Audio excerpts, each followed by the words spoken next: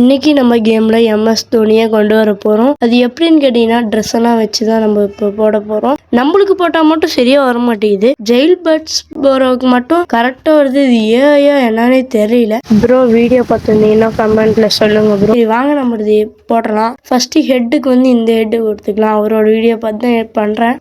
Second மூஞ்சிக்கு வந்து ஒண்ணு வேணாம்.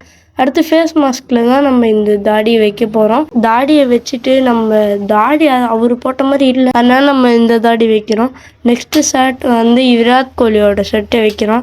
தோனியோட ஷர்ட் இல்லைங்க. பேண்ட்டுக்கும் விராட் கோலி இதை வைக்கிறோம். நெக்ஸ்ட் ஷூக்கு வந்து இந்த ஒரு ஷூ வைக்கலாம். நெக்ஸ்ட் அவுட்ஃபிட்டை பார்க்கறதுக்கு முன்னாடி நம்ம சேனலில் பார்க்குறவங்க சப்ஸ்கிரைப் பண்ணாமல் பார்த்துருந்தீங்கன்னா சப்ஸ்கிரைப் பண்ணிக்கோங்க.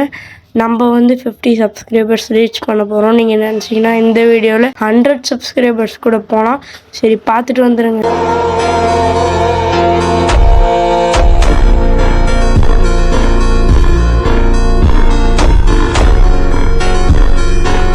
சின்ன சேனலுக்கு எதா இருந்தாலும் அது கொஞ்சம் ஆதரவு கொடுங்க. உங்க பொண்ணான கையை கொண்டு அந்த பெல்லில தட்டிடுங்க.